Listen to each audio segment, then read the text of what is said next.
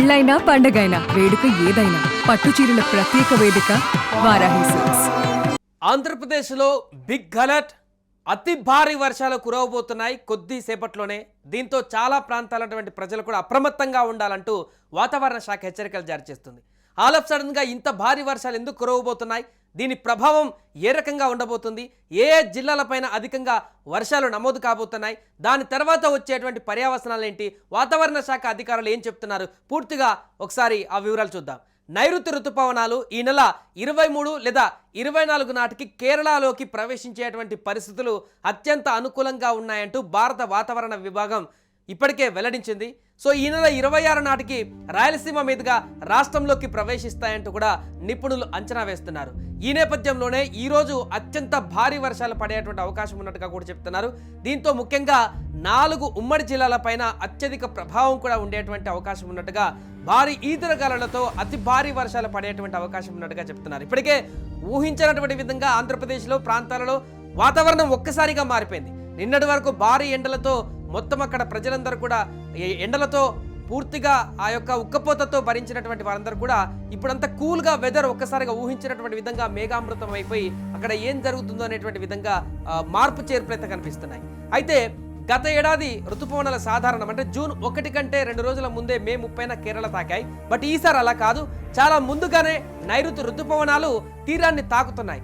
2009 తర్వాత మరలా ఈసారే అంత ఎర్లీగా నైరుతి ఋతుపవనాలు మన దేశాన్ని తాకుతున్నాయి. 2009 తర్వాత ఆ పరిణామం ఇప్పుడు మనకు కనిపిస్తుంది. అంటే సుమారుగా 16 సంవత్సరాల తర్వాత మరలా ఆ రకమైనటువంటి పరిస్థితి వస్తుంది. కాబట్టి ఈసారి వర్షాలు అతి భారీగా ఉండేటువంటి అవకాశం, ఇలా వచ్చేటువంటి అతి భారీ వర్షాల నుంచి కూడా పూర్తిగా జాగ్రత్తగా ఉండాల్సిన అవసరం అయితే ఏర్పడింది.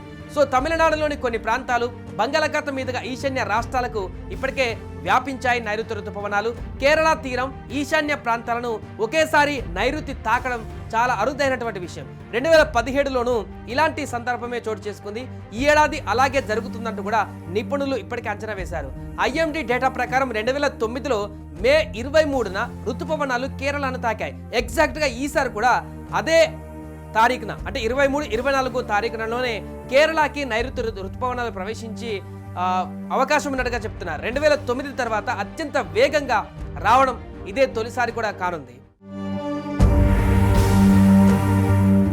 సో దీంతో ఇప్పుడు రాష్ట్రానికి అతి భారీ వర్షాలు సూచన కనిపిస్తుంది. అరేబియా సముద్రంలో గురువారం అల్పపీడనం ఏర్పడే అవకాశం ఉంది. బంగాళాఖాతంలో దక్షిణ కోస్తాంధ్ర, ఉత్తర తమిళనాడును ఆనుకొని ఉపరితల ఆవర్తనం కొనసాగుతుంది. వీటి ప్రభావంతోనే రాష్ట్రంలోని పలు ప్రాంతాలలో ఈ బుధవారం, గురువారంలో ఈ 2 రోజుల పాటు అత్యంత విస్తారమైనటువంటి వర్షాలు కురుస్తాయని IMD అంచనా వేసింది. అనుకున్నట్టుగానే అక్కడ వాతావరణం మారిపోయింది, పలు చోట్ల వర్షం మొదలైపోయింది. సో బుధవారం డాక్టర్ బిఆర్ అంబేద్కర్ కోనసీమ, తూర్పుగోదావరి, కాకినాడ, కృష్ణా, పశ్చిమ గోదావరి, నంద్యాల, వైఎస్ఆర్ జిల్లాలలో అతి భారీ వర్షాలకు అవకాశం ఉందని IMD తెలిపింది. అందుకని ఈ జిల్లాల ప్రజలు అప్రమత్తంగా ఉండాలంటూ కూడా ఇప్పటికే అధికారులు కూడా అప్రమత్తత వ్యక్తం చేస్తున్నారు.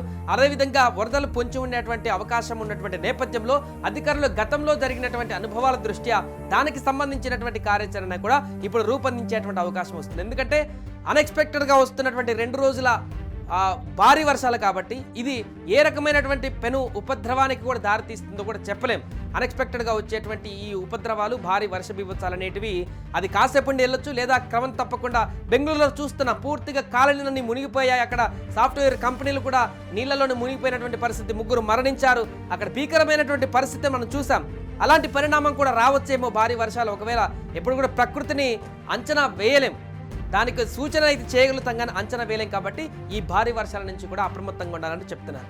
ఇక ఇప్పటికే మన దేశంలో సాగు భూమిలో 52% వర్షపాతమే ప్రధాన ఆధారంగా చెప్పుకోవచ్చు. మొత్తం వ్యవసాయ ఉత్పత్తిలో ఈ సాగు భూమి నుంచి ఏకంగా 40% దిగుబడి వస్తుంది.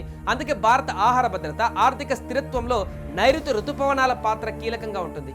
దేశవ్యాప్తంగా తాగునీరు, విద్యుత్ ఉత్పత్తికి ముఖ్యమైన జలాశయాలను తిరిగి నింపడానికి కూడా ఇవి ఆధారంగా ఉంటాయి. అంతేకాకుండా దేశ GDPలో కూడా 18.2% తోడ్పాటుకు ఇది ఎంతో ముఖ్యంగా ఉంటుంది. సో ఈ నైరుతి ఋతుపవనాలు ఎర్లీగా వస్తున్న సందర్భంలో ఈ రోజు బుధ, గురువారంలో ఆంధ్రప్రదేశ్లో ఈ ఉమ్మడి జిల్లాలు ఏదైతే కొన్ని ఉన్నాయో వాటిపైన జరిగేటువంటి ఈ వర్ష ప్రభావం ఏ రకంగా ఉంటుందో చూడాలి. సో ఇప్పటికైతే అప్రమత్తంగా ఉండాలంటూ కూడా అధికారులు అందరికీ హెచ్చరికలు జారీ చేస్తున్నటువంటి సందర్భంలో ఈ వర్షాలు అక్కడ ఎలాంటి బీభత్సాన్ని సృష్టిస్తాయో చూడాలి.